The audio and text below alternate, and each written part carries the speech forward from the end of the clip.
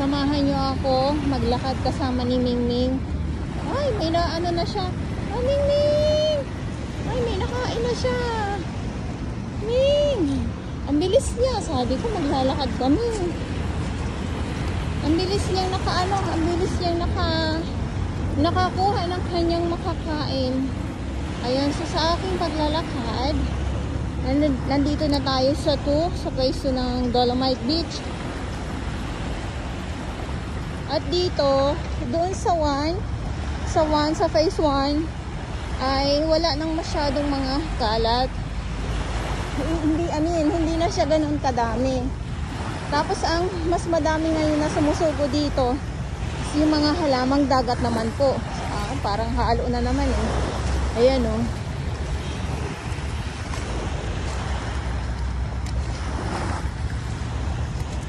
So, mas konti na nga lang ito kaysa nung Bagyong Karina at ni Habagat. Ito mga kalat na to kasi ang dami po na naglinis talaga kaagad eh. At saka pag yung mga kalat po nakalagay na sa sako, tapos sahakutin naman kaagad ng truck, mas madali na nakikita natin na nagiging maaliwalas kaagad ang Dolomite Beach. Gawa nga po ng, syempre yung mga kalat na katulad nito oh, yan ay pagsama-sama tapos nailagay sa sako, tapos syempre pag madami na hahakutin kaagad ng truck, maaliwalas po sa ating mata itong Dolomite Beach. Ganun lang po yun, yung Kalapate.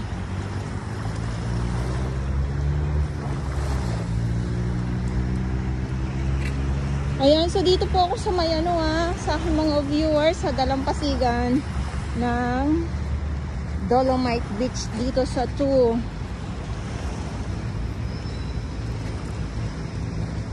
Lakad po tayo dito para makita nyo po. Ayan.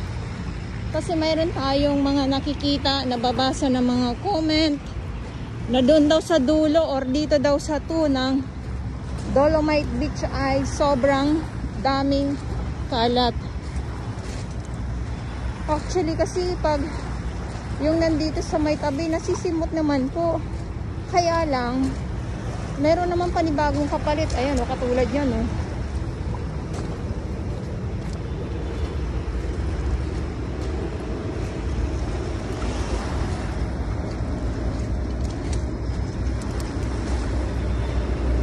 Ang Kalapate.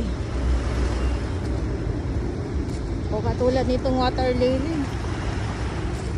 Walang mga water lily ngayon eh. Ang madami yung mga taligi. Mga styro, mga plastic. Tapos yung dagat ay medyo siya, kulay brown.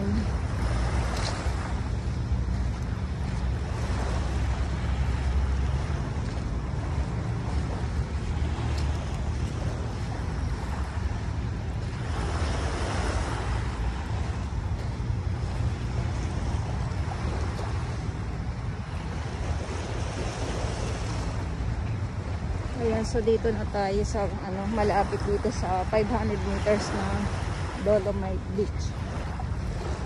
Siyempre may daming plastic. Ito to eh. Kaperahan.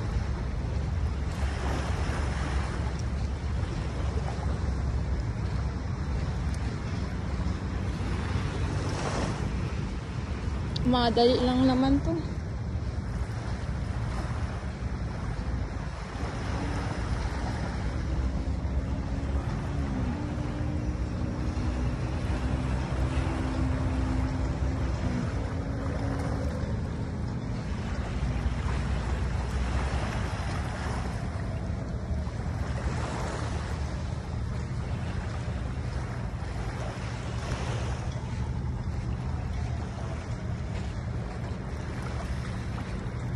Ito, Jaya Textile po ito. Aray ko. Ayan. So doon tayo galing. At ito yung ating Dolomite.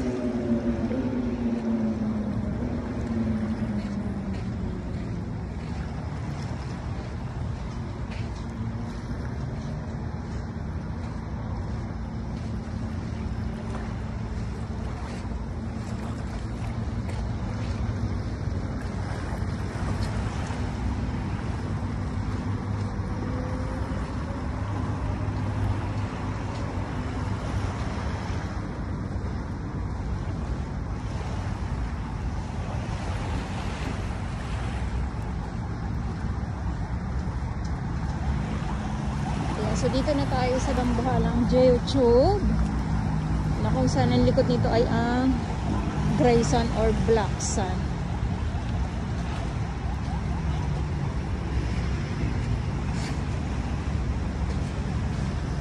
Okay, ito ang ating update.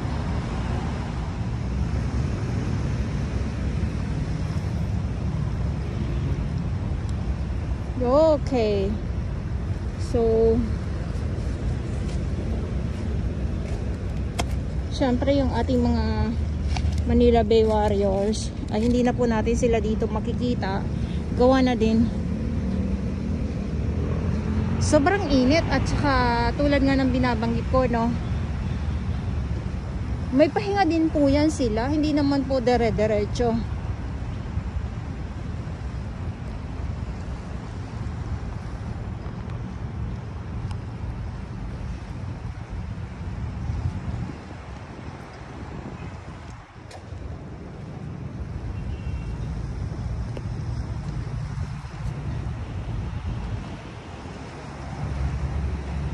So naghalo na po yung ating makikita dito. Ito yung trash boom naman, wala na po yan.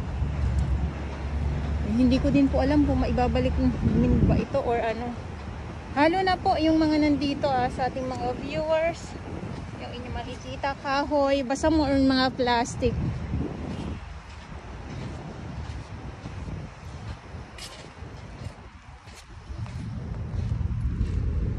Yung ating mga warriors na naglilinis ay hanggang dito na po sila.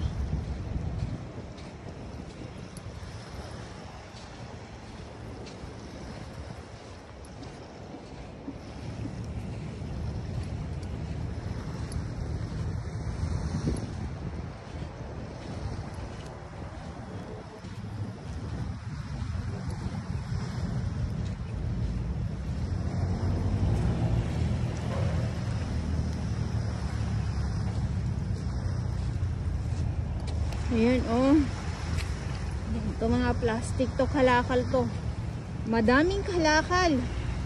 Ayan, so nakatumpok kasi pag nakuha yan, madali na lang po yan. At ito yung sako ng ating mga naglilinis.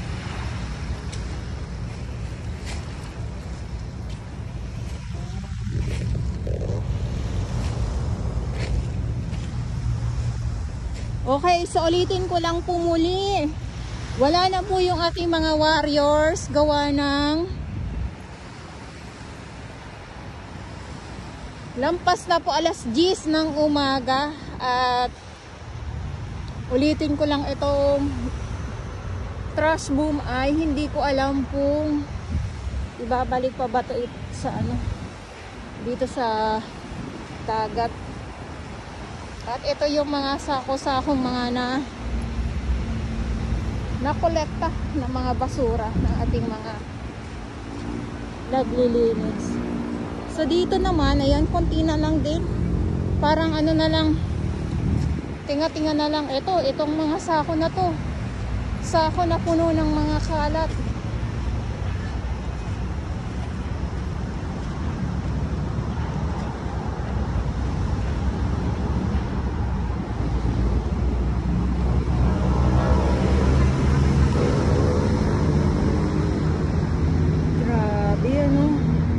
Grabe talaga, basta pag alam niyo po yung pag umulan talaga.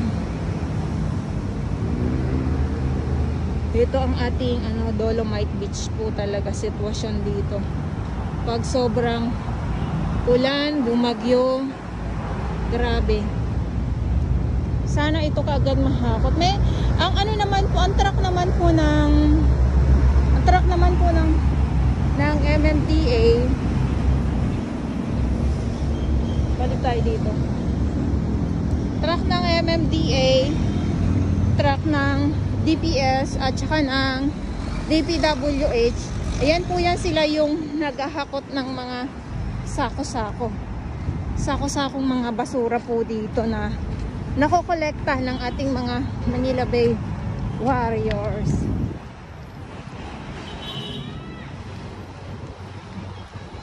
Yung ating paglalakad, grabe yan. Nasa 1 tayo, ngayon nasa 2 na tayo. Ayan, Pedro Hill. Basta makita nyo yung stoplight, Pedro Hill po yan. Dito sa kabila.